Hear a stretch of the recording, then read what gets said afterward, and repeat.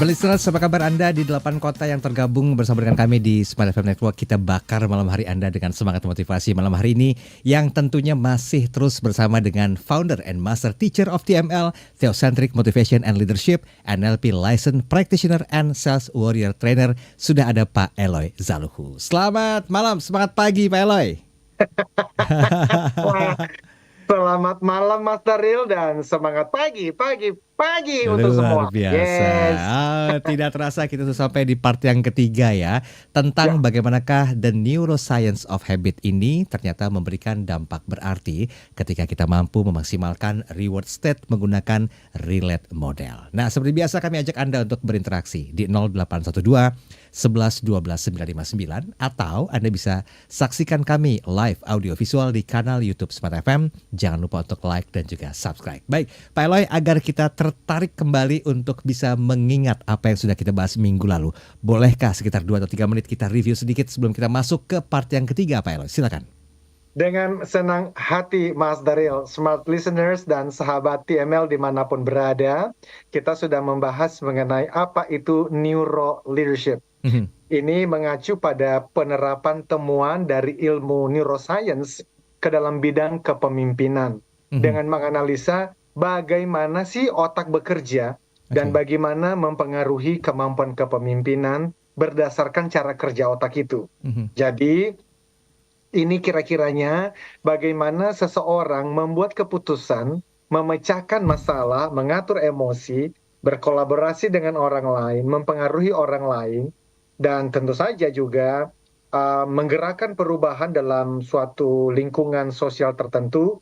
Dan itu kan semua yang dikerjakan oleh para pemimpin ya, makanya namanya neuro leadership. Dan berhubungan dengan itu, kita sudah membahas reward state dan threat state. Yang namanya reward state itu ketika seseorang dalam suasana hati gembira, berdaya, optimis, passionate. Dan kan itu yang diharapkan oleh para pemimpin, para manajer, para direktur di semua perusahaan, Mas Darin. Betul. Tetapi nyatanya ya di tengah-tengah kondisi perubahan, disrupsi, tekanan ekonomi, dan pergulatan hidup, seringkali karyawan, para pegawai, anggota tim, bahkan pimpinannya sendiri itu masuk di dalam namanya threat state. Itu suasana hati yang tidak menyenangkan, Mas Daril. Suasana hati yang tertekan, terancam, stres. Dan salah satu guru neuroscience, Frederick Fabritius, mengatakan bahwa, hey, kita harus berhati-hati loh ternyata di dalam mengelola dua state tadi, baik itu reward state maupun threat state.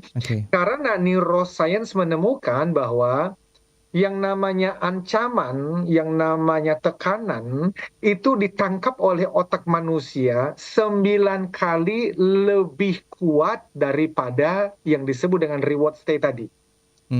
Jadi kalau kita sedang mengalami tekanan, stres, otak kita itu 9 kali lebih aktif daripada ketika kita sedang mengalami hal-hal yang menyenangkan di kantor, dalam tim, dalam keluarga, dalam hidup. Lalu kemudian yang sudah kita bahas bahwa otak ini ada 3 bagian. Ada prefrontal cortex, yaitu di bagian depan ini, yang biasanya digunakan untuk mengobservasi keadaan, merencanakan strategis, pengambilan keputusan. Ternyata itu menjadi diam, tidur, tidak bekerja maksimal di tengah kondisi terancam dan stres tadi. Di saat itu orang menjadi lebih sensitif, di saat itu orang tidak bisa mengambil keputusan yang bijaksana. Nah, sehingga Frederick Fabritius mengatakan, hey, para leader harus loh memperhatikan cara kerja otak ini, bagaimana mengeluarkan para pegawai atau anggota tim dari suasana hati, pikiran yang terancam dan kemudian stres tadi, itu dipindahkan ke dalam situasi suasana hati yang bergairah untuk bekerja, penuh semangat. Dan itulah kemudian yang sudah kita bahas selama 3 3 minggu terakhir, Mas Daryl. Yes, betul. Bahkan kemarin sempat kita tertahan ya tentang hal yang harus kita pahami tentang bagaimanakah memaksimalkan reward state ya Pak Elo ya.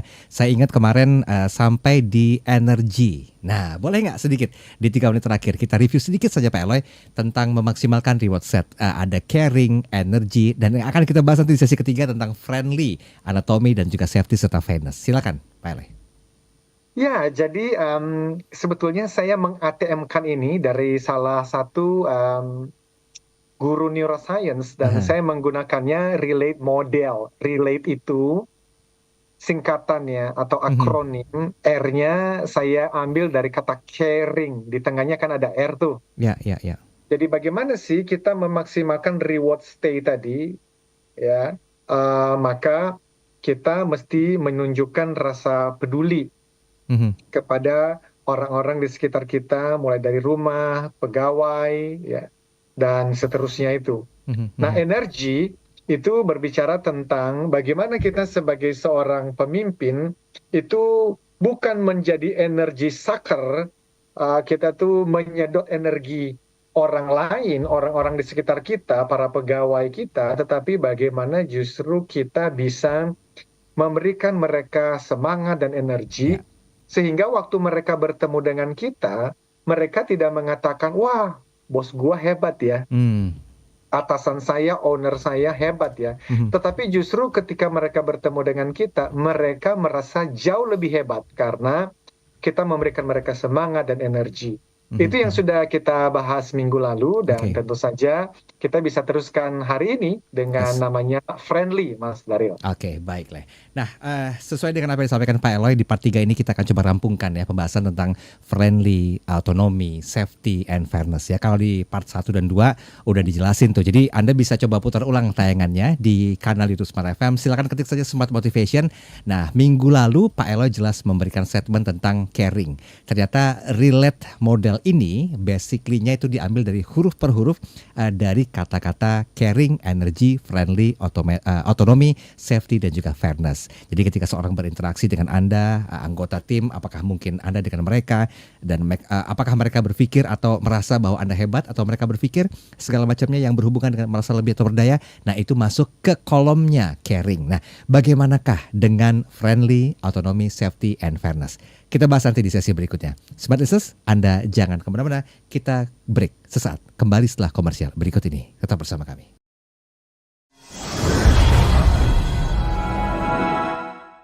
Baik, terima kasih Anda masih bersama kami Smart Listeners dalam program Smart Motivation. Tentunya tidak asing lagi bersama dengan founder and master teacher of TML, Theocentric Motivation and Leadership, dan NLP License Practitioner and Sales Warrior Trainer, yaitu Pak Eloy Zaluhu. Kita sudah sampai di episode ke-7 tentang Neuro Leadership, walaupun itu sudah sampai di bab yang ketiga atau bagian yang ketiga ya. Bagaimanakah memaksimalkan reward state menggunakan relate model. Nah, minggu lalu kita udah bahas tentang caring dan juga energi. Nah, mungkin nggak perlu berlama-lama lagi Pak Eloy agar hal yang berhubungan dengan bahasan ini bisa lebih komprehensif lagi. Boleh kita masuk ke poin berikutnya, dan karena ini konon kabarnya Pak Eloy sedang mengingatkan diri sendiri sehubungan dengan friendly. Is that right Pak Eloy? Silakan. Ya, kita disclaimer ya Mas Daryl. Sebetulnya bahkan semua buku yang pernah saya tulis dan buku yang baru ini juga sedang saya siapkan, itu utamanya untuk saya sendiri. Karena saya justru lagi belajar. Jadi kalau saya menseringkan semua ini bukan berarti saya sudah lulus. Justru karena masa lalu saya itu banyak baggage, banyak kondisi-kondisi yang harus terus saya perbaiki, dan menulis buat saya itu adalah terapi. Ketika melakukan research untuk setiap bab buku yang saya tuliskan, dan apalagi ketika menyampaikannya di berbagai perusahaan, itu saya tuh menerapi diri sendiri. Dan kalau saya masih bisa berkarya sampai detik ini, justru karena saya menulis. Jadi kalau ada orang mengatakan, lu cuma bisa nulis, lu cuma bisa ngajar. Justru kalau gue nggak nulis dan nggak ngajar, gue udah di penjara kali sekarang. Jadi teman-teman, sambil memperbaiki diri, kita kemudian belajar bersama. Sekarang kita sudah sampai di friendly namanya, Mas Daryl. Friendly itu berarti ramah. Nah, ini cara kerja otak. um, diceritakan oleh Frederick Fabritius dalam sebuah penelitian ya di sebuah suatu olahraga. Bayangkan 3 orang sedang bermain basket. Mm-mm. Ya toh? Mas Daril melemparkan kepada rekan kita yang lain, Mm-mm. katakan Mm-mm. sajalah Mbak Maria begitu ya. Mm-mm. Mm-mm. Lalu Mbak Maria melempar bola basket itu kepada saya. Mm-mm. Jadi kita bertiga, saya ke Mas Daril ke Maria, Maria ke Eloy dan seterusnya. Selama Mhm. 10 menit, wah itu seru banget. Hmm. Tetapi ternyata tiba-tiba setelah 10 menit, Mas Daril ke Mbak Maria, Maria ke Mas Daril, Mas Daril ke Mbak Maria ke Mas Daril, dan saya tidak dilemparkan bola itu. Oke. Dan ternyata di dalam penelitian tersebut, saya langsung merasa terkucilkan. Mhm. Dan karena saya merasa terkucilkan, itu sesuatu terjadi di dalam otak saya. Mhm. Yaitu apa? Merasa tidak diterima, Mhm. dan itu menyebabkan saya itu masuk di dalam threat mode. Saya merasa terancam, Oke. saya merasa tidak bahagia, Mhm. saya merasa ditolak, dan Mhm. itu kemudian mempengaruhi kinerja saya. So, dalam lingkungan kerja, pertanyaannya kepada para supervisor, tim leader, manager, apalagi di level direksi, apakah ada kerjasama yang baik antara Anda dengan anggota tim? Apakah Anda friendly? Ketika ada new joiner, karyawan yang baru masuk, Mhm. apakah Anda menyambut dengan hangat?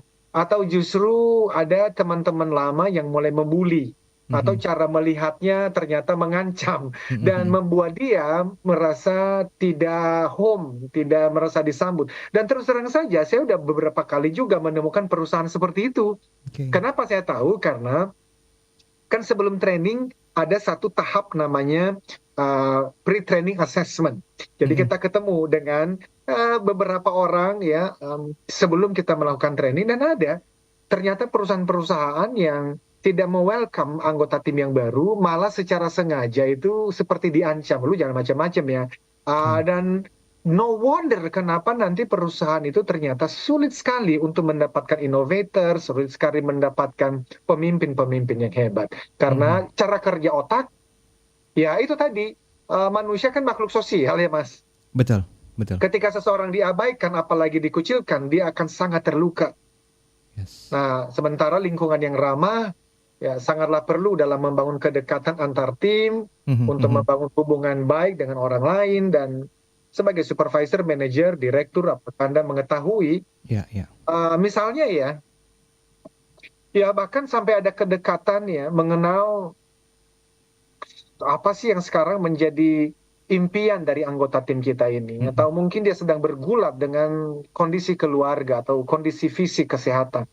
Apakah Anda menciptakan iklim, lingkungan yang inklusif, artinya bisa menerima semua orang apapun suku, agama, tipe kepribadian, atau ternyata ada pengelompokan ya dari suku tertentu, ya hanya dengan kelompok itu saja akhirnya Mhm. kelompok Mhm. dari suku lain itu merasa terancam dan akhirnya membuat suasana tim menjadi tidak baik. Kira-kira demikian Mas Daril. Oke, jadi saya sepakat sih sebetulnya kalau tadi saya pikir ini hanya untuk Pak Elo yang sedang mengingatkan diri sendiri, akhirnya saya perlu disclaimer, bukan sebetulnya. Ini ingetin untuk kita semua membentuk sebuah kesadaran. Karena pertanyaan besarnya, cukup friendly-kah kita di antara lingkungan kerja kita sehubungan dengan divisi satu, personal dengan Hmm, divisi yang hmm. lainnya, sehingga kadang-kadang membuat kita, ya betul ya, ini tamparan juga buat kita ya untuk introspeksi diri ya Pak Elo ya. Exactly, Ya. dan kan sebagai supervisor, manager, ya GM, apalagi sampai level direksi atau business owner, Mhm. kita kan pingin ya anggota tim kita itu berkinerja Mhm. tinggi, Mhm. tetapi tanpa sadar kita lupa cara kerja otak ini, yaitu orang tuh ternyata butuh friendliness, butuh Mhm. keramahan supaya dia masuk dalam reward mode-nya. Mhm. Itu Mas Daril. Ya, oke, oke, oke. Baik, baik, paham, paham.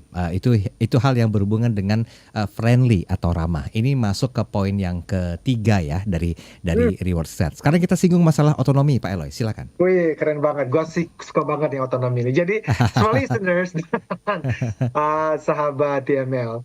Ini tentang perlindungan nomor satu terhadap stres itu, otonomi itu. Oke. Ini penting banget. Iya, Jadi iya. ada penelitian tentang para pengusaha, ya. Ditanya ya kepada para pengusaha tersebut, Mhm. apa sih alasan atau tujuan Anda memulai dan berjuang membangun perusahaan Anda, bisnis Anda? Ya, kenapa sih mesti bikin usaha, berjuang seperti ini? Sebagian besar em, apa namanya? Jadi karyawan mereka ditanyain juga, saya ingin bekerja lebih sedikit. Mhm, mhm. Jadi gini, waktu mereka lagi jadi karyawan, itu ketika mereka ditanya apa yang kamu inginkan, dia bilang begini, saya ingin bekerja lebih sedikit, memiliki lebih banyak waktu dengan Mhm, keluarga saya, ingin menghabiskan akhir pekan saya bersama keluarga saya ingin memiliki keseimbangan antara pekerjaan, bisnis, dan keluarga dan hobi. mhm, Itu mhm. ketika mereka jadi karyawan. Oke. Lalu sekarang mereka membuka usaha. Mhm. Ketika mereka membuka usaha, yang ditemukan adalah mereka bekerja jauh lebih gila dibandingkan waktu mereka jadi karyawan. Iya, iya. Kan jadi gini loh, waktu mereka jadi karyawan ditanya dong, kalau kamu ditanya nih, kamu sebetulnya pinginnya apa sih? Heeh, heeh. Saya Punya ingin usaha. kerja lebih sedikit. Nggak, waktu mereka tuh Oh, jadi karyawan tuh, oke, oke, oke. dan dia tidak berpikir jadi pengusaha, tapi dia Betul. dibilang, saya ingin bekerja lebih sedikit, ada lebih waktunya tuh lebih Mhm, banyak dengan mhm. keluarga saya. Ternyata beberapa tahun kemudian mereka meninggalkan pekerjaannya, lalu mereka buka usaha dong. Oke, Lalu oke. ditanya, sekarang seperti apa hidupmu? Eh, Ternyata mereka tuh semakin sedikit waktu. Nah, waktu penelitian dilakukan, para peneliti mengukur tingkat stres, namanya itu ada hormon kortisol ya. Mhm, mhm.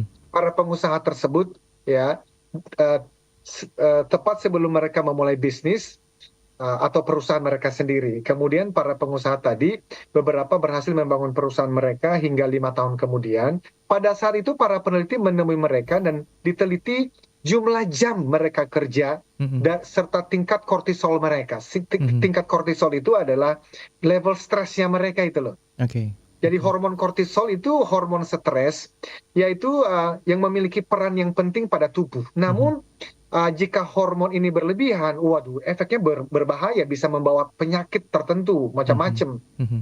Nah, eh, teman-teman, apa yang terjadi kemudian?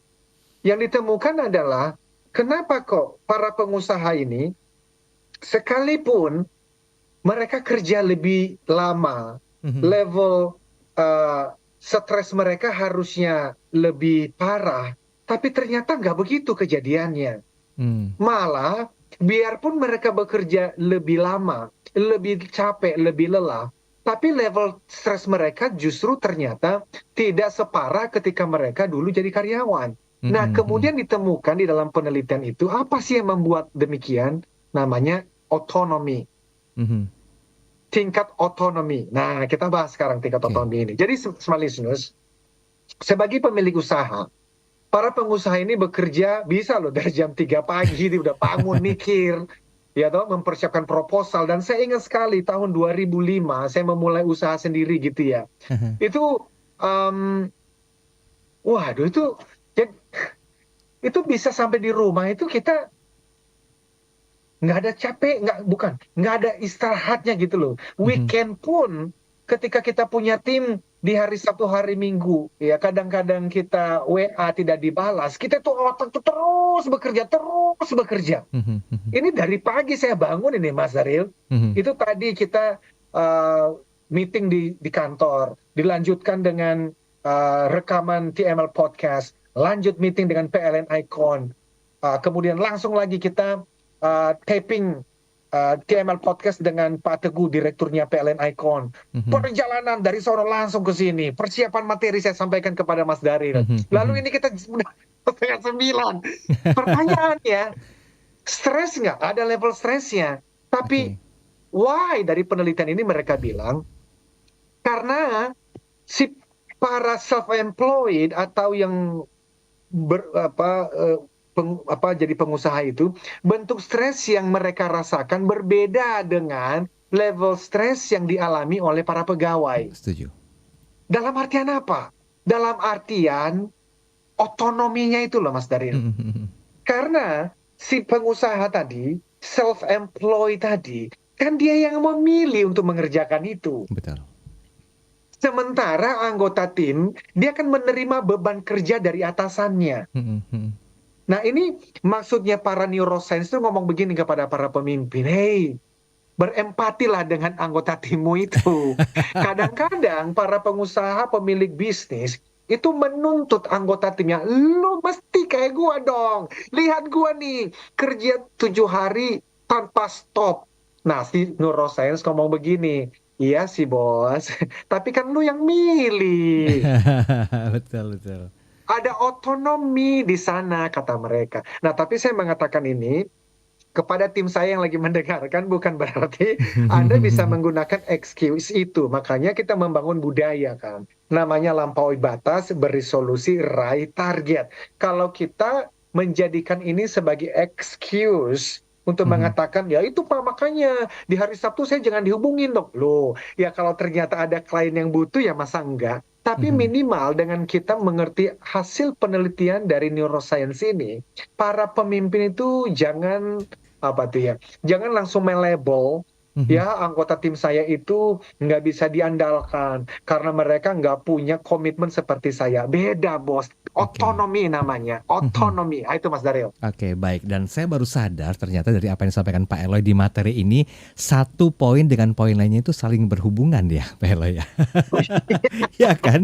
Karena otonomi tadi itu ternyata akan berhubungan pula dengan kemampuan otak yang mampu untuk terus berusaha, mencoba Hmm. mengantisipasi masa depan, entah itu baik atau buruk, gampang atau tidak, untung atau rugi. Ini identik dengan safety nih, keamanan. Saya baru ngeh tuh. Nanti kita bahas ya di sesi berikutnya Pak Eloy ya. Anda jangan kemana-mana. Sesaat lagi kita kembali setelah komersial berikut ini.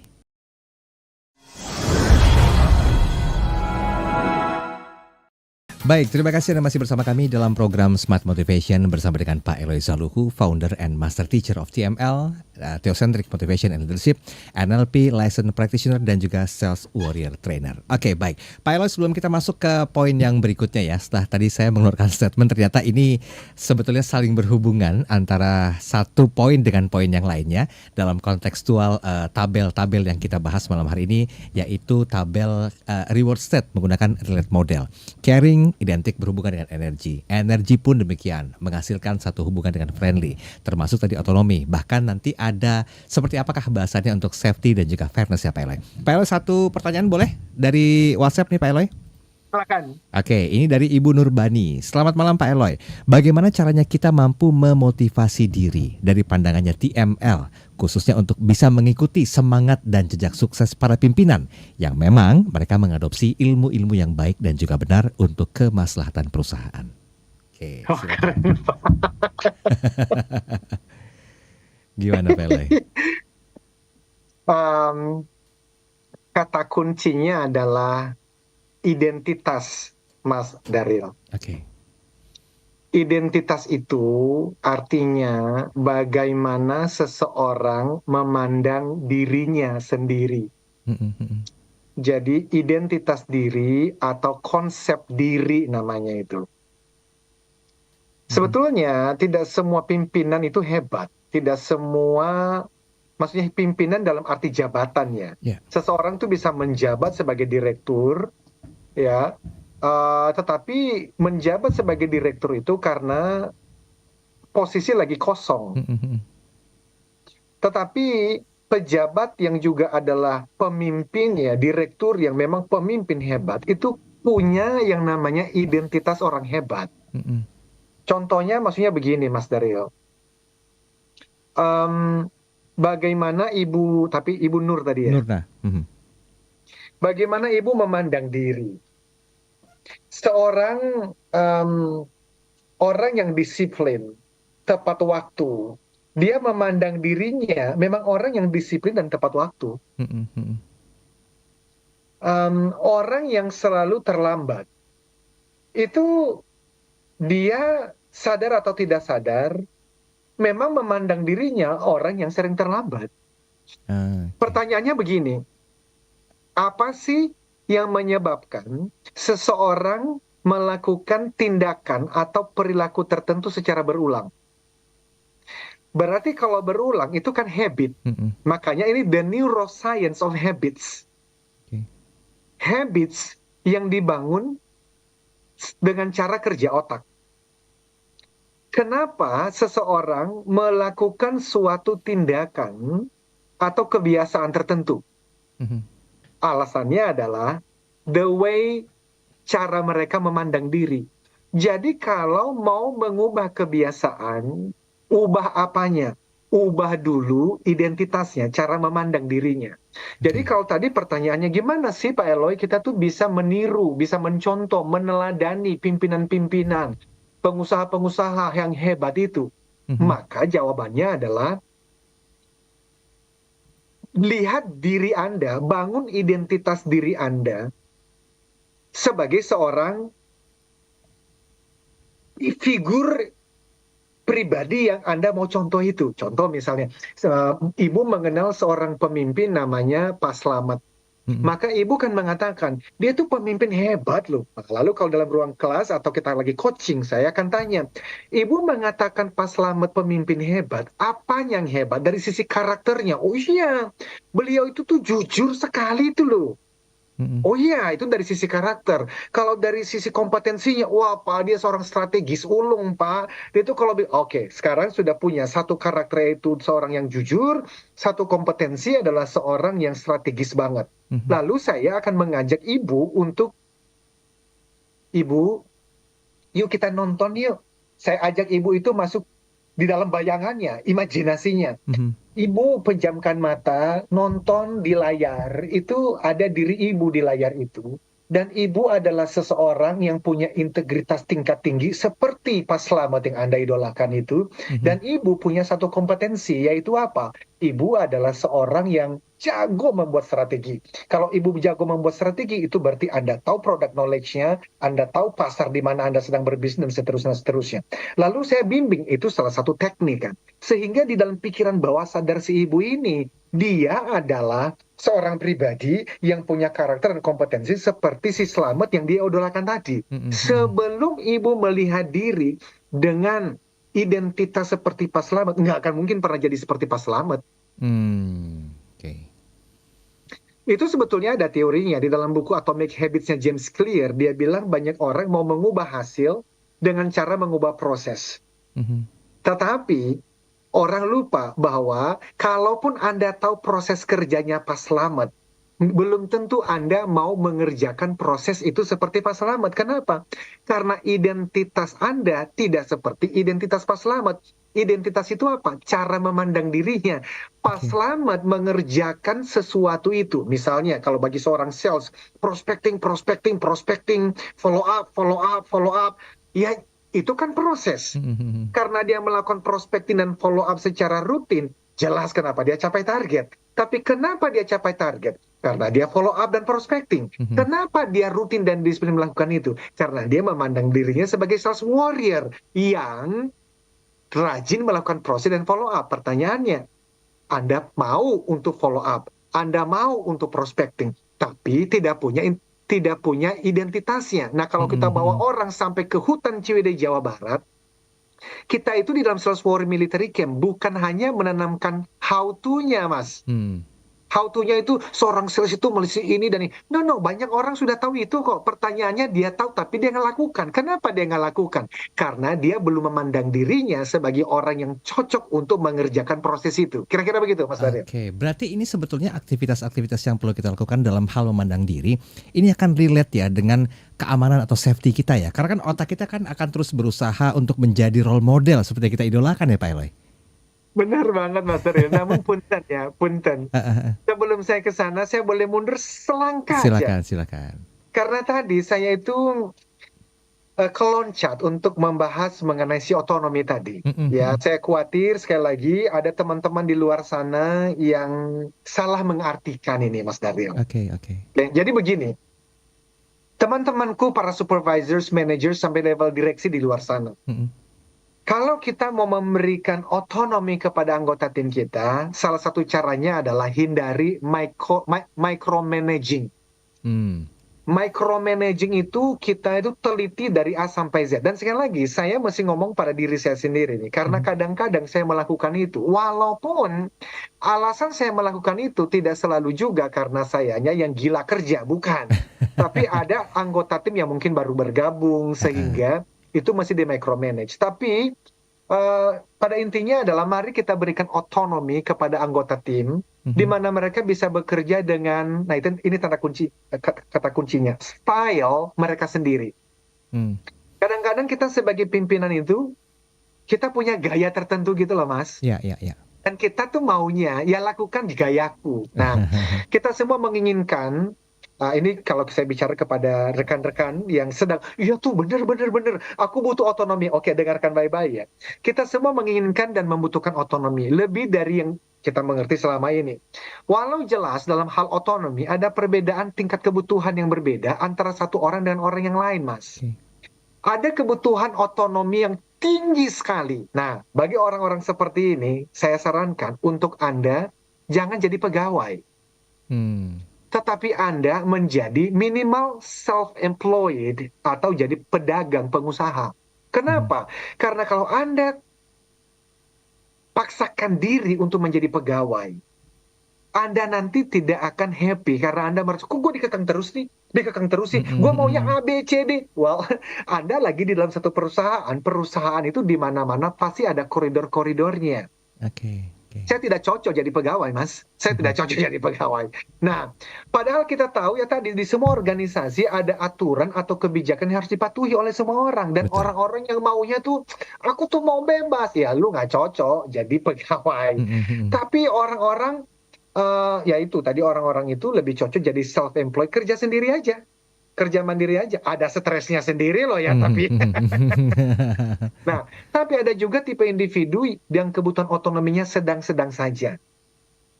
Bahkan ada yang kebutuhan otonominya terbilang rendah. Nah, ini cocok untuk menjadi anggota tim. Tetapi secara umum manusia membutuhkan otonomi lebih dari yang selama ini diberikan oleh atasan-atasannya. Itu penelitian dari neuroscience itu loh. Nah, karena itu bila kita memberikan otonomi kepada anggota tim kita, maka mereka akan lebih rileks, lebih happy dalam bekerja, dan hal itu membantu mereka untuk bekerja di wilayah namanya flow. Flow itu mereka mengalir, ya toh, kreativitasnya keluar. Tapi kalau dikit-dikit ditanyain, ya dikit-dikit dievaluasi, ya akhirnya dia jadi stres. Jadi Mas Daryl, kita pahami tidak semua orang dapat diberikan tingkat otonomi yang sama ya. Terkadang kemampuan dan kemauan, nah ini penting.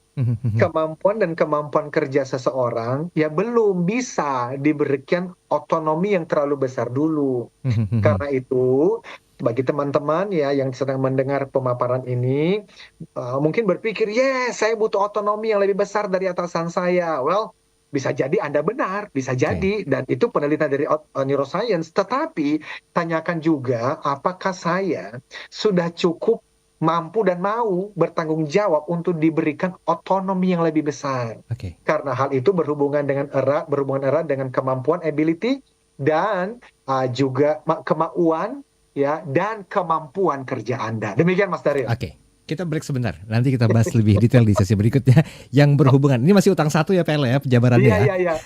Karena tadi saya sempat mengkaitkan antara tingkat otonomi yang melakukan role model terhadap orang sukses itu, ini kan semua bersumber dari pemikiran kita. Nah, otomatis juga hadirnya otak di situ begitu punya peran yang penting. Nanti di sesi terakhir tetap bersama kami.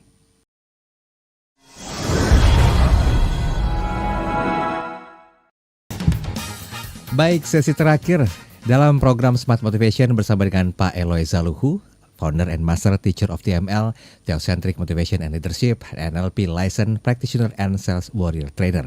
Part yang ketiga tentang Neuro Leadership, memaksimalkan reward set menggunakan relate model.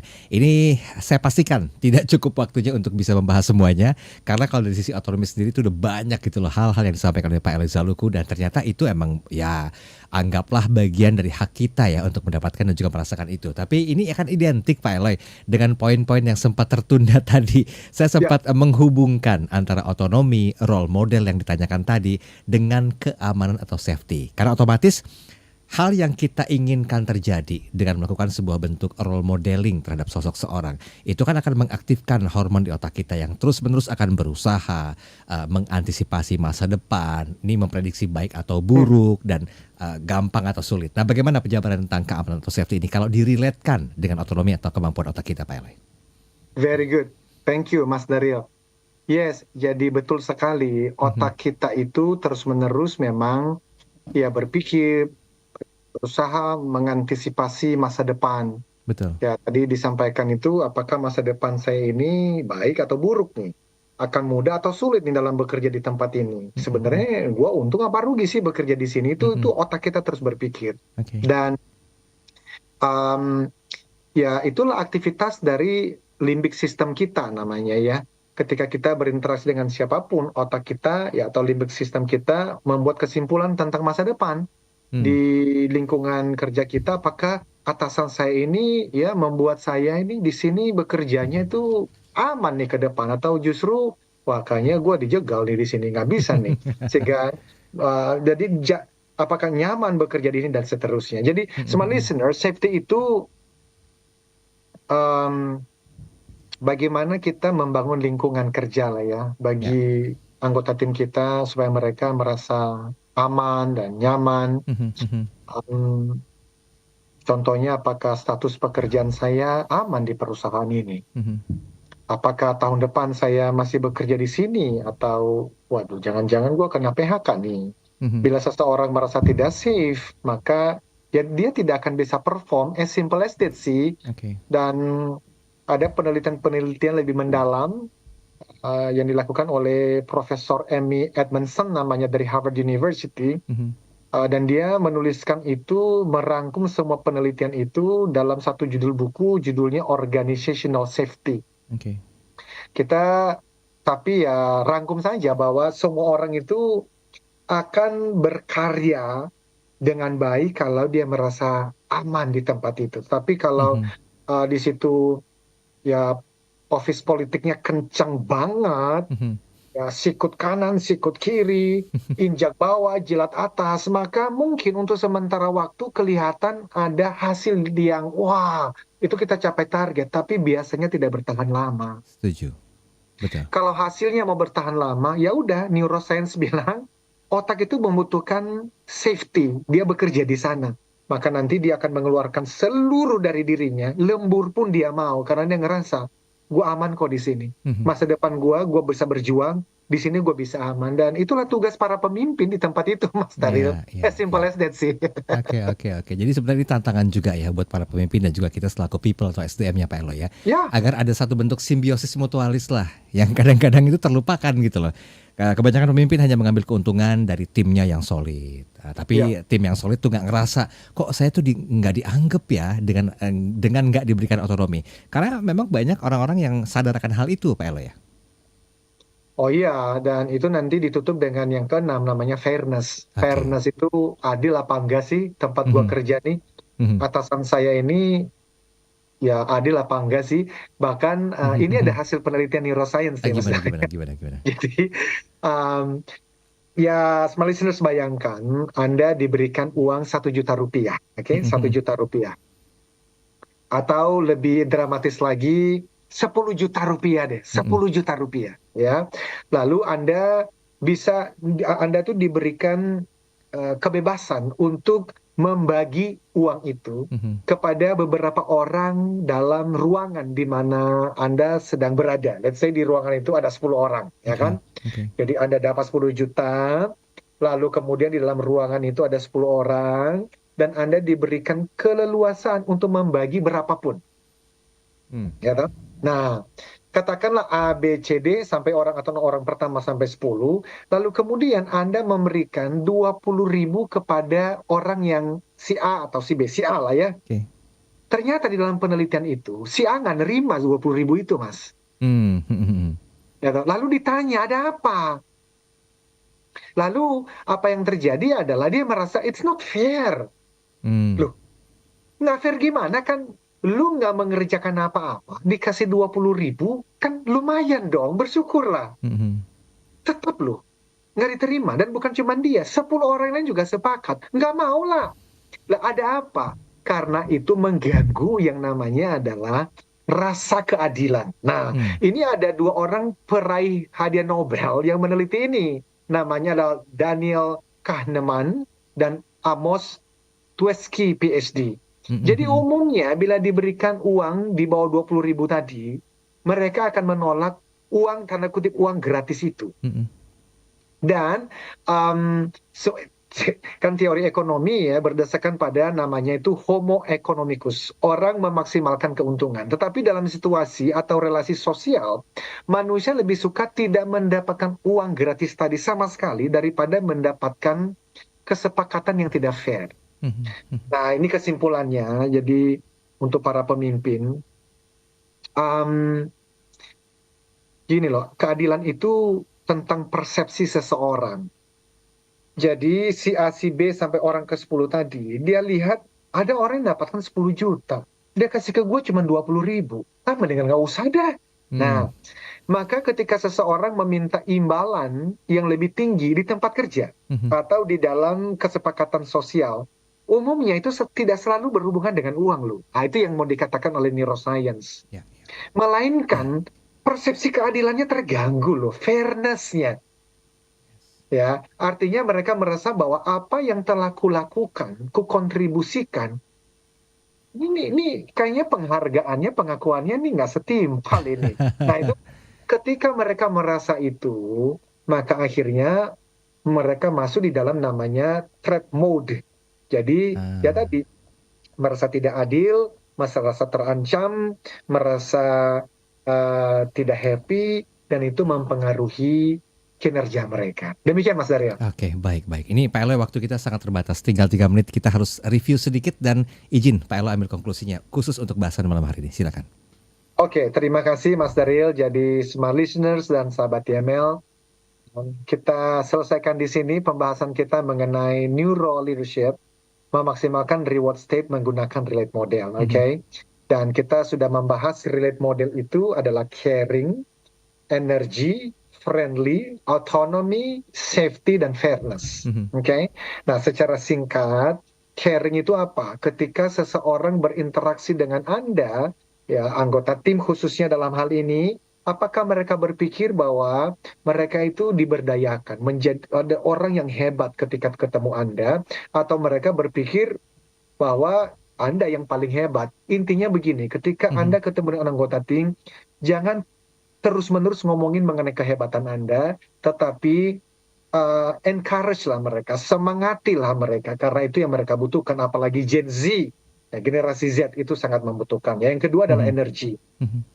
Pastikan kita sebagai supervisor, manager, apalagi level direksi, ketika kita bertemu dengan anggota tim kita, mari kita memberikan energi, bukan menyedot energi mereka dengan raut wajah kita yang lemas, yang marah-marah terus, kan begitu ya. Ya. Jadi itu berarti apa? Kelola emosi Anda dengan baik. Yang ketiga, friendly. Mhm. Ya, jadi jangan mengucilkan, tetapi sambutlah mereka. Ya, dan yang keempat adalah otonomi.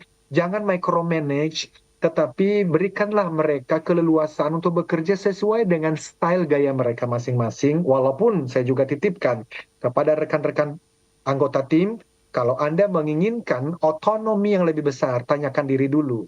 Apakah aku punya kemauan dan kemampuan yang dibutuhkan Mhm. untuk mendapatkan otonomi itu? Karena kadang-kadang atasan mau nggak mau micromanage gara-gara Ya. ya anggota timnya belum punya kemauan atau kemampuan yang diharapkan. Dan Mhm. yang kelima, tentang safety. Ya, apakah kita memberikan mereka merasa aman di tempat kerja, atau ya seperti beberapa orang yang saya tahu sengaja itu membangun office politik yang terlalu kencang. Betul. Dan saya merasa ya mungkin ya sekali dua kali Anda bisa memenangkan pertandingan, tetapi Anda janganlah menggunakan ide dan strategi seperti itu terus-menerus, karena cara kerja otak menurut neuroscience, orang tuh hanya bisa mengeluarkan yang terbaik dari dirinya Mhm. justru ketika dia merasa aman di tempat itu. Oke. Dan yang terakhir, fairness. Ya, jadi fairness itu tidak selalu berhubungan dengan uang. Mhm. Seseorang meminta imbalan lebih, tetapi berhubungan dengan apakah kontribusinya itu dihargai. Oke. Dan tadi kita bicara mengenai ada orang mendapatkan 10 juta, tapi dia hanya membagikan 10.000 atau 20.000, orang merasa, oh mendingan gue nggak usah dapat deh. Loh Oke. kenapa? Itu kan uang gratis. Tapi Yes. bagi mereka, this is not fair. Nah, itulah retail model, relate model yang perlu kita pahami dari sisi neuroscience, supaya kita punya neuro leadership yang membawa tim kita menjadi juara. Demikian Oke. Mas Daryl. Ini akhir perbincangan kita. Kita ketemu lagi pekan depan dengan tema dan bahasan series berikutnya. Saya Daryl Adam. Saya Eliza Luhu, we inspire people, develop leaders, dan transform organizational culture. Sampai Sampai jumpa. jumpa. Thank